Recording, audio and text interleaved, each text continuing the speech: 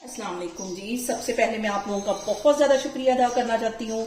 जिस तरह कमेंट्स में आप मेरी हौसला अफजाई करते हैं और मेरी रेसिपीज को पसंद करते हैं। आज मैं आपके साथ मिर्चों को सेव करने का तरीका जो वो शेयर करूंगी और इस दुआ के साथ हम ये वीडियो बनाना स्टार्ट करते हैं कि जहाँ रहें हंसते रहें और हंसाते रहें। तो चलें जी मिलके बनाते हैं। और यहाँ पे देखें जी सब्ज मिर्चों को सेव करने के लिए सबसे पहले मैं इसके यहाँ से डंडल उतार लूंगी।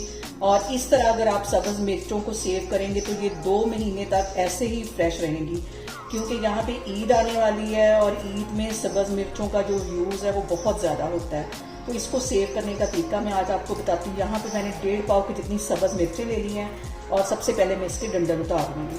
और यहाँ पे देखें जी सब्ज मिर्चों के डंडल मैंने उतार दिए हैं, तकरीबन 2 टेबल स्पून के करीब। इसके ऊपर मैं कुकिंग ऑयल डाल दूँ और इसको अच्छी तरह हमने कोट कर लेना ऑयल के अंदर।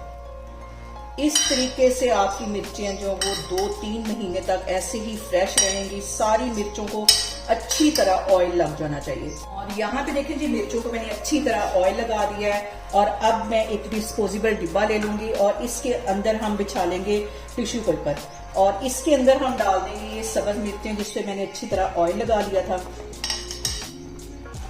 इसमें चली जाएगी। यहाँ पे देखें जी ऑयल लगाने के बाद इसके ऊपर एक और टिश्यू पेपर मैं रख दूंगी और इसका जो ढक्कन है वो मैं बंद कर दूंगी। और यहाँ पे देखें जी मिर्चों को मैंने सेव कर लिया, इसको मैं रखने लगी हूँ फ्रिज में। आप लोग भी इस तरीके को लाजमी आजमाएं और मुझे कमेंट्स में बताएं कि आपको मेरी वीडियोस मेरी रेसिपीज कैसी लगती हैं।